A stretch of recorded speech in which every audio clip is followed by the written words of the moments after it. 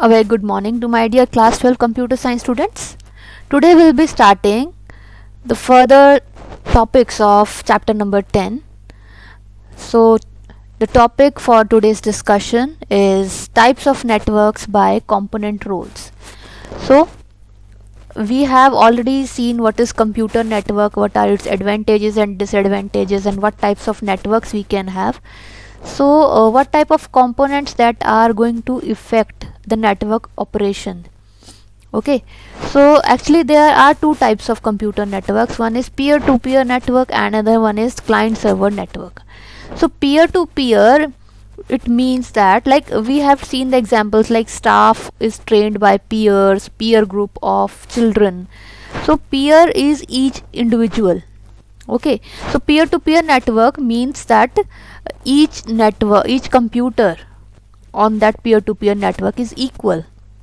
Okay, means every computer has equal rights, because we have another strategy that works on client server technology, where server is having all the authority and client is just going to obey the server strategies.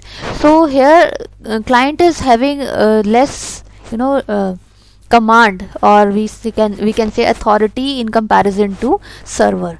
And for each and everything that we are going to search on the computer, if we are a client, then we are totally dependent upon the server. So all the authorities that are with the server only, the client is just asking with the help of a request to the server, and server is replying to the request of the client. Okay, but here it is not so. So in peer-to-peer network, what can be there, like one of the computer, each of the computer actually, they can play the role of a client or a server. Okay, so in other words, what we can say, there is no computer designated as in charge of the network operation, like we have server as the in charge of network operation here in this type of model. But in this type of model, peer-to-peer networks, we do not have any in charge of the network operation. Okay, so your computer may act as a client or it may act as a server according to the requirement at a given particular time period. Okay, so such type of servers, like that, the computers that serve on the peer-to-peer computer are often termed as non-dedicated servers. Okay, so the computer that are working on the strategy peer-to-peer, that are termed as non-dedicated servers. Fine. So you can see such servers can facilitate the resource sharing among the workstations on a proportionate small scale. Okay, so peer-to-peer, generally we are preferring it in at the home, and they are meant for the small organizations. They are inexpensive, they are easy to install, and their use is limited, their scope is limited. Okay, so security, it is difficult to maintain within them. So since one computer works on a workstation as well as a server, it is slower and it requires more memory. Okay, so your computer may act as a server, or sometimes it acts as a client, like something you want to ask from your friend. Okay, so your friend is acting like a server, he is telling you something, but sometimes it may happen that your friend is asking something from you. That time you are acting as a server and your friend is acting like a client. So in this type of relationship between the computer, we say that we are dealing with peer-to-peer network. Okay, so what we can conclude, that peer-to-peer network has up to 10 computers. Only we can have 10 computers in this particular type of network, not more than that. Okay, next type of network is client server network. Actually, on this technology the internet works upon. Here we have a centralized control, and who is having this centralized control? Your server.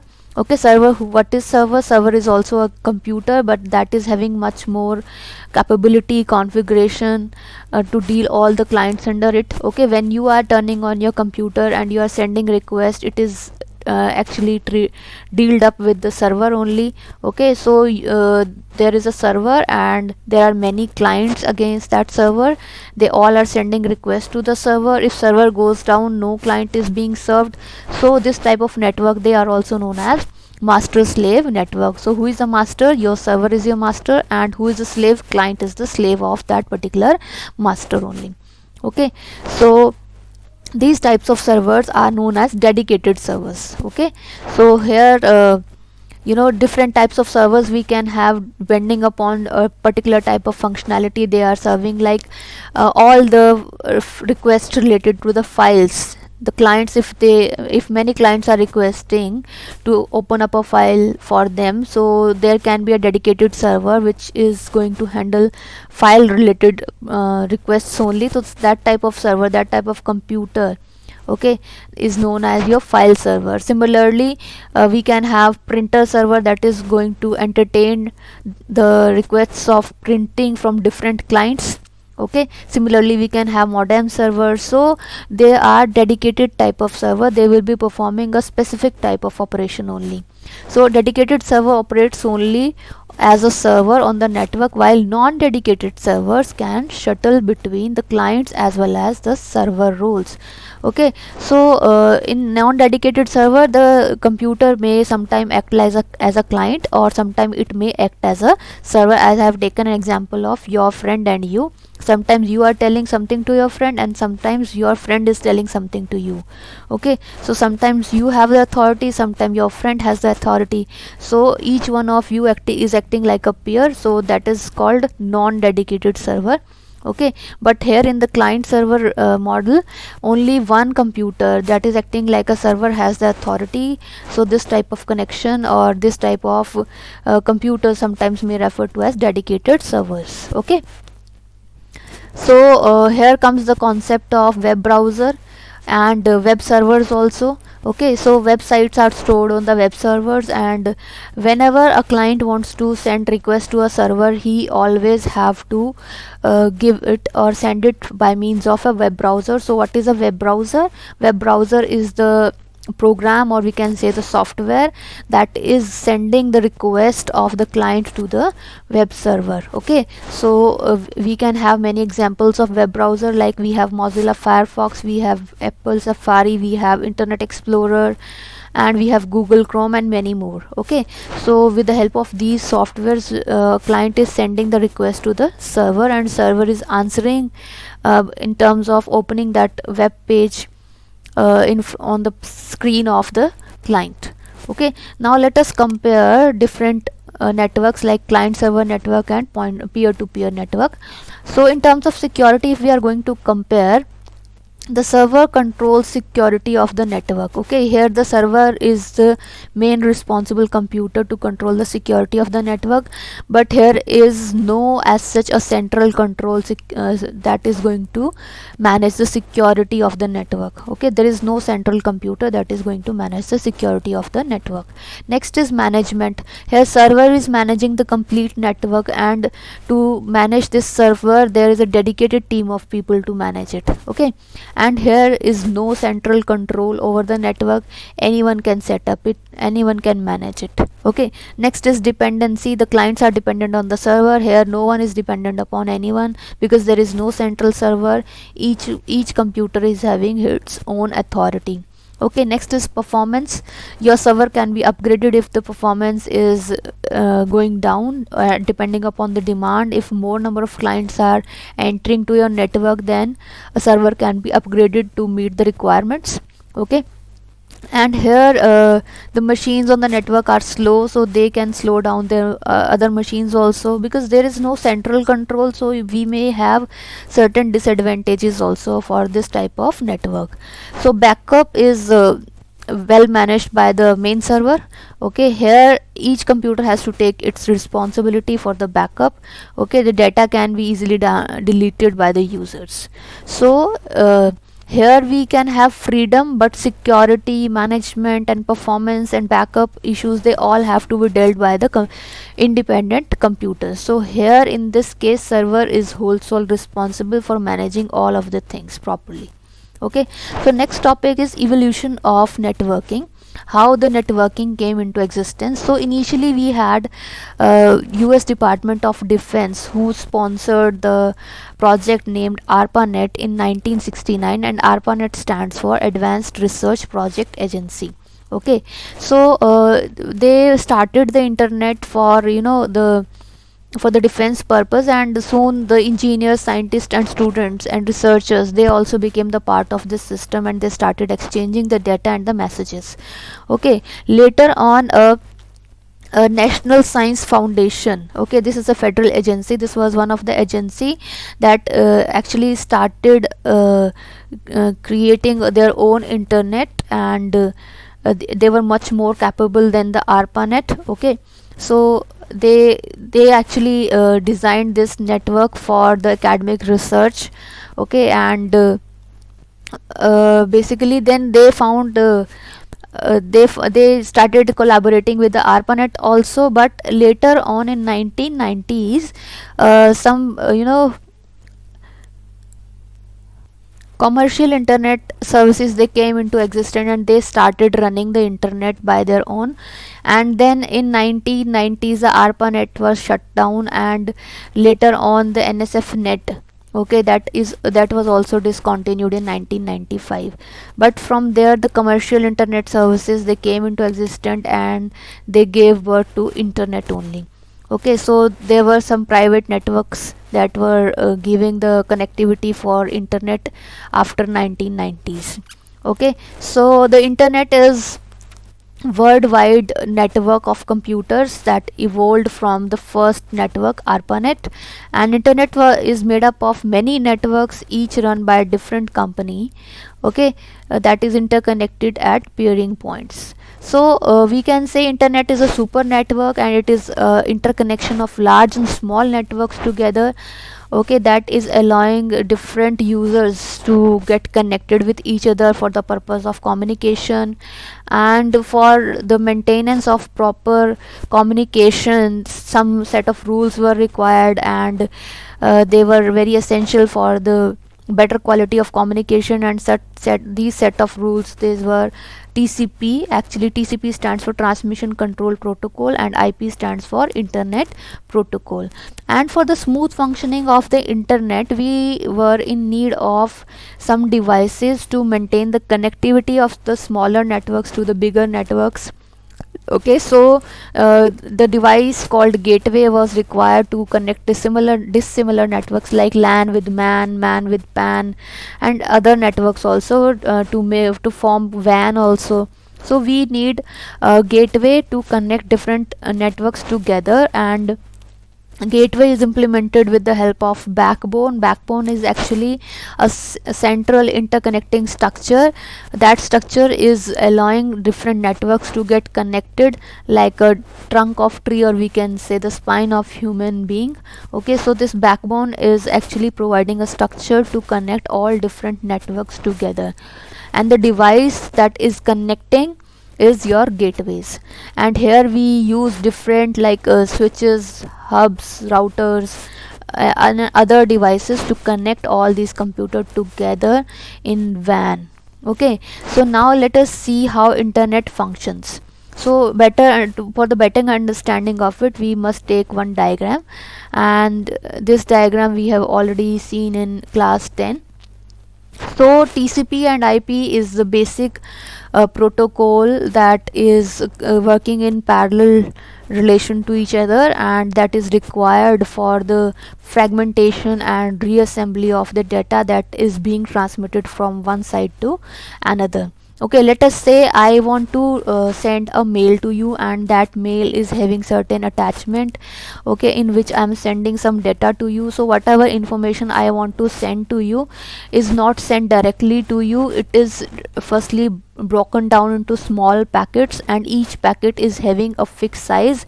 Okay, once these packets are broken, they are labeled with some numbers. So you can see the theory like one packet, so your data, let us say it is of 100 MB. okay, so your 100 MB, like I say ki for one packet it is the size could be like actually the number of characters it depends upon. So if they are saying that each packet can hold up to 1500 characters only.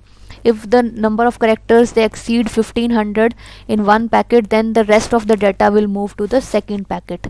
Okay, so your data will be broken down into packets, and each packet will be labeled as 1 2 3 4 and so on. So every packet is having the source address from where they were initiated or from where they were broken down and where they have to go. Like I have to send this data to you. Okay, so source address will be the my address from where actually they are starting up, and if they have to reach to you, so your address will also be specified on these packets. So these packets are having the serial number, the source address and the destination address. So they will start the transmission, means the data transmission will start from here, and they will go through they will be passed through the radio waves, and ultimately they will be reaching to your destination. But before they arrive to you, they must be arranged in the same fashion as they were earlier, so that they may give rise to the same information as I was supposed to send to you. Okay, so this was the information actually, and this was broken down to packets, and the packets were given numbers like 1 2 3 4, and when they were transmitted through the radio waves, they are reaching to your destination because they know the address of your destination, because it was mentioned on each packet before they were transmitted. Okay, so when they are there on the destination, they are arranged again in the same sequence, so that the same information that I was trying to send should be recovered back.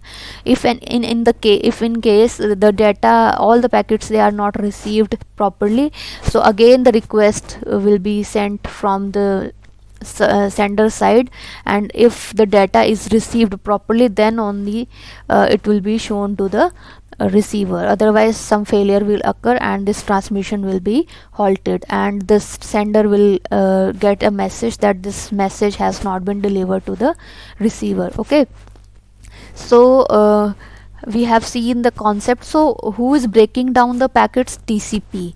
Okay, and TCP is only arranging it here. Who will break it? The same will arrange it. Okay, so TCP is breaking down, means it is doing the fragmentation. Fragments means to makes parts of the given information. So these are the various fragments, or we can say the packets.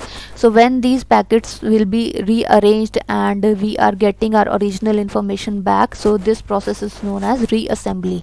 Okay, so here the breaking down of information is taking place, and here is the reassembly of information taking place.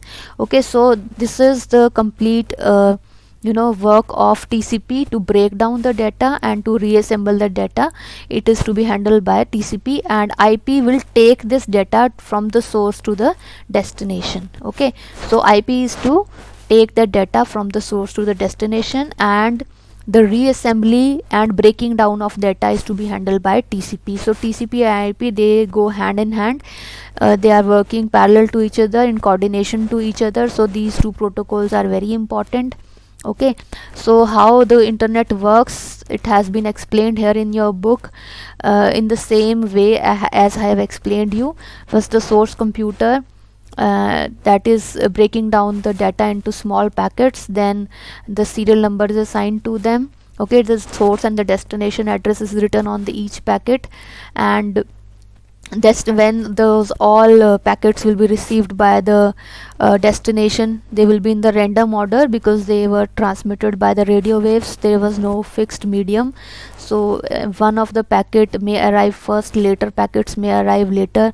So if all the packets have been arranged in a proper sequence, so the complete information would have been recovered. Otherwise the failure will occur and the sender has to send the data again. Okay, so reassembly and fragmentation has to be taken care of by the TCP, and IP will take the packets from one place to another, from the source to the destination. Okay, so this I have explained. Now next topic is your interspace. Interspace, actually it is the future approach of the internet. The interspace is a vision of what the internet will become. Okay, the future internet is actually the interspace. So what we expect in the futuristic approach of the internet will be covered in the interspace. Okay, so it will give you the real-time audio, video, text. Real time means within no time, like I am talking to you and you are getting to me and we are on the video call, so that is within the real time.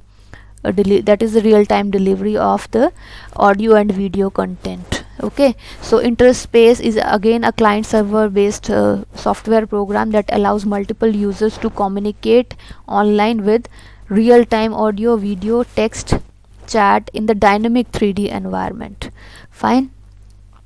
So next topic is switching techniques. Okay, so next topic is switching techniques. So actually switching techniques is used for the transmission of data across the network. So how the data has to be transmitted from network, from one computer to another, is done basically by the help of these techniques only. So first type of switching technique is circuit switching, second is message switching, and third is packet switching. Your internet mainly works on the packet switching technique, where the data is divided into packets and then those packets are transmitted from the source to the destination. Okay, so we will be discussing this different switching techniques one by one. So let us first consider the first technique, that is circuit switching. Here one circuit is there, means the connection has to be established properly. Like in the phone calls, like we were having the landline phone calls, so in that case in telephone system we were working, so connection has to be established. Like from one computer we are going to take a call to another computer, so a connection has to be established. Like this is the path, physical path should be there, and this connection will actually connect these two computers together for the call purposes. Okay, so this switching equipment, this is a switching equipment, so that is making a physical copper path available from the sender to the receiver. Okay, once this connection is established, then only the exchange of information can take place. Okay, so circuit switching means once the circuit will get completed, then the sender and the receiver can exchange their information or data with each other. Okay, so we can say there is end-to-end path or end-to-end connection between two computers that are going to exchange the data among them. Okay, so next is your message switching. It is just like we are having post office service. There you are sending your letter, and they are waiting for one day to receive many other letters or others letter for a particular type of station. Like you have requested post office to send my letter to to Ghaziabad, so they will keep that letter with them for one day complete, and if any other letter comes for the same type of request, then they will send all the letters of the similar kind. They will send at a same time tomorrow. Means today you have submitted your letter for the dispatchment up to the Ghaziabad. Like my friend has also sent the letter to the same post office to dispatch it to the Ghaziabad. Okay, so they will keep that letter for one day. They will wait for the letter, wait for other letters to come, then they will send all those letters that have arrived in one day to that Ghaziabad post office. So what they are working upon, they are working upon store and forward approach. So whatever messages they are getting, they will store it for a particular period of time and then they will forward it. Okay, so in message switching technique also, the computer sends the data or the message in the switching to the switching office first. This is your switching office or your post office, we can say, which stores the data in its buffer and then looks for the free link to another switching office. Means like you want to send a letter to Ghaziabad, so firstly it is stored there for a particular period of time, okay, in the switching office, then a link is established with them and then the letter is forwarded to them. Okay, so this process is continued until the data are delivered to the destination computer. So what is the working principle? So store and forward. Okay, initially they will store for a particular period of time and then they will forward when they are done with a particular period of time. Okay, so next type of approach is your packet switching approach. We have already discussed this packet switching approach just now, that data is being broken down to packets and then all the packets, they are transmitted through the radio waves and they arrive to the destination where they are reassembled and then delivered to the destination. So what is the difference between the message switching technique and packet switching technique? In message switching technique there is no limit on the block size. Like means we will not wait ki when 10 letters will come then only we will be sending it to a particular destination. We will wait for a particular period of time, like in one day if only one letter has arrived, so we will send that one letter to the destination. Okay, and if within the same duration of time 20 letters have come, then we will send 20 letters. So there is no fixed block size that has to be achieved, then the data will be transmitted. It is not like that. So in message switching there is no limit on the block size, in contrast to the packet switching. In this, the one packet I told you is of size like 1500 characters. So one packet, when it is having 1500 characters, then the second packet will be taken up, otherwise we will send the data in the one packet only. Okay, so here the packet size is fixed, here the block size is not fixed. The packet size can be a fixed size of packet can be transmitted across the network is specified. Another difference is in message switching, the data packets are stored on the disk. Okay, whatever data you are sending through the message switching technique will be stored in the disk, but when you are dealing with the packet switching technique, your fixed size data packets are stored on the main memory. Okay, so when we are dealing with the main memory, so this improves the performance as well as the access time. Okay, so access time will be reduced because everything that we want to execute has to be brought in the main memory, and here the packets are already residing in the main memory, so they have not to be brought in the main memory. So those access speed will be high and your throughput will be increased, or we can say improved. So your packet switching is much more better than your switching circuit switch, message switching. Okay, so that is why we have implemented the packet switching in the working of the internet. Okay, so next topic is data communication terminologies. So what is data channel? So data channel is actually a medium used to carry information. Okay, so when we want to transmit data that is to be sent through a medium, like we want to send it through the cable or we want to send it through the radio waves, so the channel or the medium through which the data will be transmitted is known as data channel. What is baud? Baud is actually the measurement unit for the data transfer rate. If you want to transfer the data, so what is the unit? That is baud. Okay, so information carry capacity of the communication channel, how much information a communication channel can transmit will be your baud. Okay, so again BPS is your bits per second. It refers to the speed at which the data transfer has to take place. Okay, and it can be through your telephone lines or through the modems. So units, it is one of the unit for the transmission, like BPS stands for bits per second. So one of the unit is 1000 bits per second, it is written as kbps. So 1000 bytes per second, so kbps. Okay, here we were having kilobits per second, here it is kilobytes per second. Fine. Next is your mbps, that is million bits per second. Next is your million bytes per second, that is capital mbps. So there is a difference between small mbps and capital mbps. Capital mbps is your million bytes. Okay, here it is kilobytes, here it was kilobits. So you have to take care for it that whether you are writing small k or capital K and small m or capital M, that should be taken care of. Okay, next is bandwidth. So what is bandwidth? The difference between the highest and the lowest frequencies of the transmission channel. Like in FM, AM, we have set of frequencies, like you might have used the FM frequency modulation. So we have different sets of frequencies, like the frequency starts from 88 megahertz to your 108 megahertz.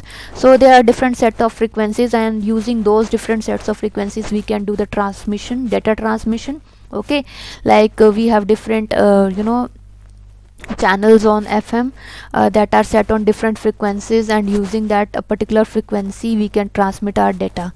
Okay, so bandwidth is directly proportional to the amount of data you are transmitting in per unit time. Okay, so bandwidth is proportional to the complexity of the data for a given level of system performance. Complexity of data means, like if you are transmitting a photograph, obviously that photograph will be heavier instead if you will transmit one page of text, so that text page will be easily downloaded or uploaded. But if you talk about a photograph, it will be much more heavier than the text. Okay, so here in this case, in the case of photograph, the complexity of the data is more. Okay, so if you talk about large sound files, and if you compare it with your animated videos, so which one is having more complexity? Obviously the animated videos. Okay, so wherever the complexity is more, the bandwidth will be required, more bandwidth will be required. So there are two types of channels, broadband channels and another one is the narrowband channels. For high bandwidth we need broadband channels, for low bandwidth we need narrowband channels. So if you have to only transmit the text only, your requirement of data that you want to transmit is low, then you can go with the narrowband channels. But if you want to send animated videos from one point to another, from one computer to another, then you need broadband channels. Okay, so it totally depends upon the complexity of the data you are going to transmit. Fine. So you may learn these units: kilohertz, megahertz, gigahertz, terahertz. Okay, and according to your data transmission, these units will vary. Okay, like if you are transmitting something which is in the video format, it will take much more transmission bandwidth requirement is there. If you are sending only voice signals, you will be in need of low quality, or we can say the smaller units of the bandwidth. Okay, now next is data transfer rate. So what is data transfer? It is the rate that represents the amount of data transferred per second. It means in 1 second how much data we can transfer using these communication channels. Okay, so the unit of data rate is bits per second, means we are sending these much bits per second, and bytes per second. Okay, that is also known as baud. Okay, so different units are these, like 1 MB is equals to 1024 bytes, 1 GB is equals to 1024 megabytes, and 1 TB is equals to 1024 gigabytes. Okay, so that's all for this lecture. Revise it and make notes of it also. Thank you so much.